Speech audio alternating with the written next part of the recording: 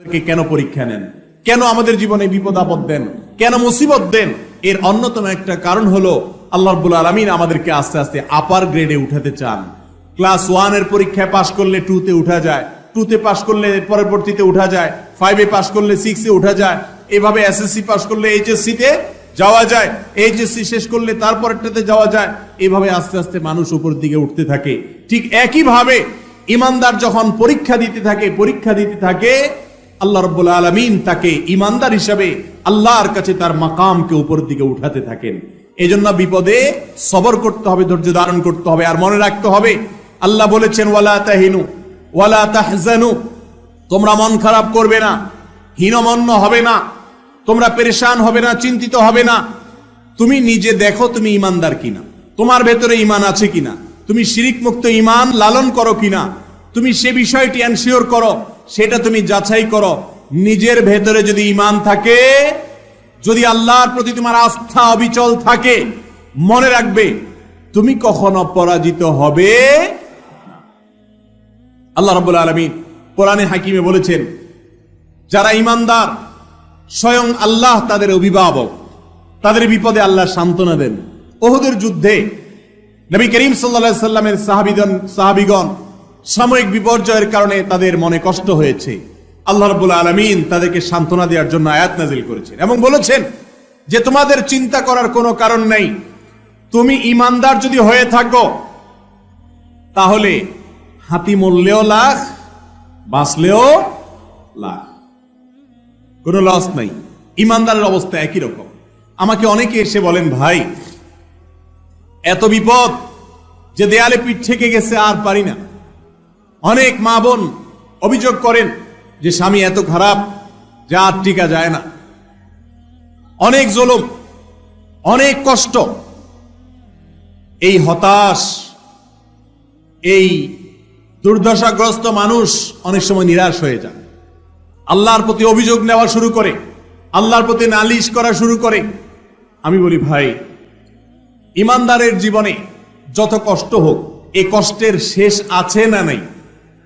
কি বলেন? আমাদের জীবনে যত কষ্ট আসে, বিপদ আসে, এই বিপদগুলো কি কখনো শেষ হবে নাকি হবে না? একজন ইমানদারের জীবনে বিপদ তাকে কষ্ট দিতে দিতে না হলে মেরে ফেলবে, মৃত্যু পর্যন্ত যাবে। এর বাইরে কিছু হবে? এর বেশি কিছু হওয়ার রাস্তা আছে? কিন্তু আমার জীবন তো এক সময় দিতেই হবে, মৃত্যু তো এক সময় আসবেই। আমি যদি সবর করতে করতে মৃত্যুবরণ করতে পারি, আমি যদি ধৈর্য ধারণ করতে করতে মৃত্যুবরণ করতে পারি, তাহলে সেই মৃত্যু আমাকে অনন্ত অসীম কালের বিপদ থেকে রক্ষা করবে ইনশাআল্লাহ। যদি আমার 50-60 বছরের বিপদ হয়, 50-60 বছরের কষ্ট হয়, আর এর বিনিময়ে অনন্ত অসীম কালের জান্নাত বন্দোবস্ত হয়ে যায়, তাহলে এই বিপদের বিনিময়ে যে সুখ আমি পেলাম, সেটা কি লাভজনক হলো না লসের হলো? কিন্তু শয়তান আমাদেরকে এভাবে বুঝতে দেয় না, শয়তান আমাদেরকে অস্থির করে দেয়। মনে রাখবেন, বিপদে যারা ভেঙে পড়েন, বিপদে যারা ব্যাকুল হয়ে, অস্থির হয়ে, হতাশ হয়ে যান, নিরাশ হয়ে যান, অনেক কপাল পোড়া আছে বলে, না আমার আর রক্ষা হবে না, আমার আর বাঁচার কোনো রাস্তা নেই। অনেকে আল্লাহর প্রতি অনাস্থা প্রকাশ করে, আল্লাহর প্রতি ভরসা হারিয়ে ফেলে। আছে না নাই এরকম? এরকম যদি হয় তাহলে বড় দুর্ভাগা ভাইয়েরা আমার। বিপদের কষ্ট করলেন আর আল্লাহর প্রতি আস্থা ভরসা ছেড়ে দিয়ে ঈমান হারা হয়ে জাহান্নামে যাওয়ার ব্যবস্থাও করলেন। একবার প্রিয় নবী সাল্লাল্লাহু আলাইহি সাল্লাম এক লোকের মাথার পাশে অসুস্থ অবস্থায় তাকে দেখতে গিয়েছেন, তার শুশ্রূষা করতে গিয়েছেন। নবী সাল্লাল্লাহু আলাইহি সাল্লাম বলছেন, আল্লাহ চাহেন তো তুমি সুস্থ হয়ে যাবে। সে বলছে, না সুস্থ হব না। নবীর কথার উপর কথা বলেছে, সেজন্য আল্লাহ রাব্বুল আলামিন তাকে একটু পরেই ওয়াফাত দিয়ে দিয়েছে, সে মারা গেছে।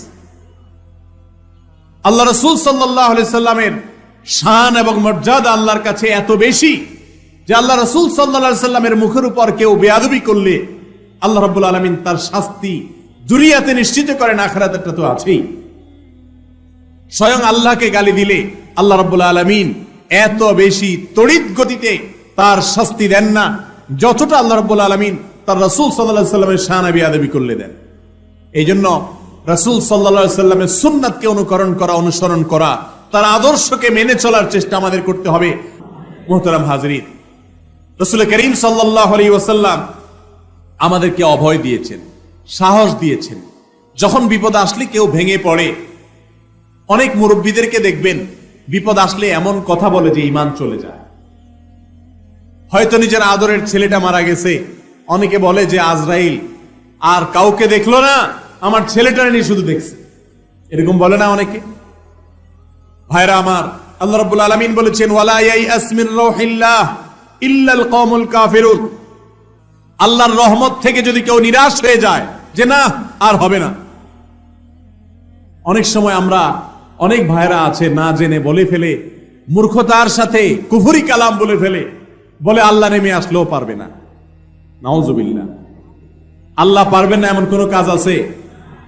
আল্লাহ রাব্বুল আলামিনের গুণবাচক নাম হলো কাদির, ফাআলুল লিমা ইয়াশা। আল্লাহ যা ইচ্ছা তা করতে পারেন, সব কিছু করতে আল্লাহ সক্ষম। আল্লাহর সক্ষমতার বাইরে, আল্লাহর ক্ষমতার বাইরে কোনো কিছু আছে? যদি কোনো মুসলমানের সন্তান বলে যে আল্লাহ নেমে আসলো এটা পারবে না, তাহলে তার ঈমান থাকবে? সে আল্লাহর এই গুণবাচক নামকে অস্বীকারী হিসাবে বিবেচিত হবে এবং এটি ঈমান বিধ্বংস করার মতো উক্তি হবে। তওবা করে ইসলামে আবার আসতে হবে। অতএব ভাইরা আমার, বিপদ মুসিবত জীবনে আসবেই। বিশেষ করে যারা আমার যুবক ভাইরা আছেন, যারা এখনো বাপের হোটেলে খান, যাদের এখনো নিজের জীবনের মূল পর্ব শুরু হয় নাই, তারা এখনো দেখেন নাই দুনিয়াটা কত কঠিন। কি বলেন? যারা এই পথে চলে গেছেন তারা জানেন কত রকমের বিপদ আসতে পারে, সমস্যা হতে পারে। এই সমস্ত বিপদের সময় হাসি মুখে সেটাকে বরণ করে নেওয়া, আল্লাহর ফয়সালায় সন্তুষ্ট হওয়া, বিপদ হয়েছে এই কথা মনে করা যে এর মাঝে আমার কল্যাণ আছে, এর মাঝে আমার কি আছে? কল্যাণ আছে। অনেক সময় আমাদের বিপদ হয়। ধরেন আপনি ঢাকা যাবেন, গাড়ি ছুটে গেছে, আপনি যেতে যেতে দেখলেন বাস ছেড়ে দিয়ে চলে গেছে, আপনার বাসটা মিস হয়ে গেছে, লাস্ট ট্রিপ ছিল, যেতে পারেন নাই, মেজাজ গরম হয়, হওয়াটাই স্বাভাবিক, মনটা খারাপ হয়। কিন্তু এমন যদি হয় যে ওই বাসে যাওয়াটা আপনার জন্য অকল্যাণের ছিল, আল্লাহ বরং আপনাকে বাঁচিয়ে দিয়েছেন, তাহলে সেটা ভালো না খারাপ? একবার এক লোক মক্কায় হোটেল ব্যবসা করে, আমার পরিচিত, অনেক দিন ধরে হোটেল ব্যবসা করে। বাংলাদেশ থেকে হাজী সাহেবরা, উমরাকারীরা যখন যায় তাদের কাছে হোটেল ভাড়া দেয়। সৌদি মালিক থেকে গোটা বিল্ডিং ভাড়া নিয়ে নিছে, 12 মাস হোটেল ভাড়া দিয়ে সে ব্যবসা করে। তার হোটেলে মাঝে মধ্যে আমিও ছিলাম। একবার সে দেখলাম হঠাৎ করে মন খারাপ করে বসে আছে, অনেক মন খারাপ। বললাম ভাই কোনো সমস্যা? বলে হুজুর সমস্যা তো অনেক বড়। বলে কি সমস্যা বলেন দেখি। বলেন হুজুর সমস্যা হলো আমি এই হোটেলটা বহুদিন ধরে এটা ধরে রাখছি, মালিকের কাছ থেকে নিয়ে আমি ব্যবসা করি, আল্লাহ তাআলা আমার রিজিকের ব্যবস্থা এর মাধ্যমে করেন। আমারই স্বদেশী আরেক ভাই সে এসে আমার মালিকের সাথে গোপনে কথা বলে আমি যেই টাকা নেই তার চাইতে আরো 2 লক্ষ রিয়াল কম বেশি, 2 লক্ষ রিয়াল বেশি দিয়ে সে এটা তার কাছ থেকে নিয়ে নিছে গোপনে গোপনে। আমি যেখানে 10 লাখ রিয়াল দিয়াও ব্যবসা করতে কষ্ট হয়, সে আরো 2 লাখ বেশি দিয়ে কিভাবে ব্যবসা করবে? পারবে তো না, কিন্তু আমার ক্ষতিটা সে করবে। আমার হাত থেকে হোটেলটা ছুটে গেল, এটা দিয়েই সারা জীবন ব্যবসা করছি। আমার মন খারাপ হয়ে গেছে, হুজুর দেশে চলে যাবো, আর করবো না, মক্কায় ব্যবসাই করবো না। কারণ এত বড় একটা আঘাত, এত বছরের আমার হোটেল হাতছাড়া হয়ে গেল। লোকটা মন খারাপ করে দেশে চলে আসছে। দেশে চলে আসার কিছুদিন পর, সামান্য কিছুদিন পর এই পৃথিবীতে করোনা এসে হাজির হয়ে গেছে। কি আসছে? করোনা ভাইরাস এসে হাজির। করোনা ভাইরাস আসার পরে মক্কাতে তো হাজি লাখে লাখে যাওয়া শুরু করছে, তাই না? কি হয়েছে তবে? হাজিদের যাতায়াত একেবারেই বন্ধ। যেই লোক ষড়যন্ত্র করে 2 লাখ রিয়াল বেশি দিয়া মালিকের সাথে বাও করে নিয়ে নিছে, সে 2 বছর বসে বসে মালিকরে ভাড়া দিছে। 2 বছরে 1200 রিয়াল করে 2400 রিয়াল, প্রায় 2.5 মিলিয়ন রিয়াল বসে বসে ভাড়া দিস। হাজি একটাও নাই, ব্যবসা নাই, ভাড়া তো অগ্রিম দিতে হয়। সৌদি আরবে ভাড়া অগ্রিম দিতে হয়, যারা সৌদি প্রবাসী তারা জান। ভাড়া তো আগে দিয়ে রাখতে হয়, ভাড়া তো দেওয়া শেষ সৌদিরে। সৌদি তো টাকা নিয়ে শেষ, রিয়াল নিয়ে শেষ। আর এই বেচারা 2 বছর কোনো হাজি নাই, বেকার 2-2.5 বছর। সে আরো 10 বছর এই হোটেলে ব্যবসা করেও 2.5 মিলিয়ন লাভ করতে পারবে না, কিন্তু 2 বছরে সেটা শেষ। ওই লোক, যে লোক আমাকে বলল হুজুর মন খারাপ, হোটেলটা হাতছাড়া হয়ে গেল, অনেক দিন পরে আমার মসজিদে জুমার পরে দেখি সে হাজির। আমি তাকে দেখে বললাম, ভাই আপনার যে বিপদ হয়েছে সেই বিপদে তো আমি দেখি আল্লাহ আপনার প্রতি রহম করছে। আপনি তো গর্তে পড়ে যাচ্ছিলেন, আল্লাহ ধাক্কা দিয়ে আপনারে বাংলাদেশ পাঠায় বাঁচাই দিস। লোকটা আমারে বলে, হুজুর আমি যদি সারা জীবন সেজদায় পড়ে থাকি, আমি যদি মৃত্যু পর্যন্ত সেজদায় পড়ে থাকি, আমার মালিকের এই উপকারের, এই নিয়ামতের শুকরিয়া আমাদের শেষ করতে পারবো না। আমার মন খারাপ হয়ে গেছে যে আমার ব্যবসা, আমার রুটি রুজির মাধ্যম, আমার মুখ থেকে লোকমাটা কেড়ে নেওয়া হলো। কিন্তু কিছুদিন যাওয়ার পর আমি দেখলাম যে এটা বিপদ নয়, এটা নেয়ামত ছিল। এই বিপদের পেছনে নেয়ামত লুকায়িত ছিল। আমার মালিক আমাকে গর্ত থেকে ধাক্কা দিয়ে বাঁচিয়ে দিয়েছেন, আর যে আমার ক্ষতি করতে চাইছে আল্লাহ তারে ডুবাই দিছে। এটা আমার নিজের চোখে দেখা ঘটনা। আমাদের জীবনে অনেক বিপদ আসে, যেই বিপদে হয়তো এরকম নগদে যোগ বিয়োগ করে আপনি ফলাফল বাইর করতে পারবেন না। আপনি দেখবেন, কই হুজুর আমিও তো বিপদে পড়ছি, কই আমার তো এরকম কোনো উপকার হয় নাই, বিপদই শুধু দেখি। এটা হয়তো আপনি বলবেন, কিন্তু ভাইরা আমার, সব বিপদের পরবর্তী যে ফলাফল, ইতিবাচক ফলাফল, সেটা যে আমরা সাথে সাথে দেখতে পাবো এমনটা জরুরি না। এমনও হতে পারে যে আমি যেটাকে এখন বিপদ মনে করছি, এক সময় মনে হবে যে এই বিপদ ছিল না, এটা ইহসান ছিল।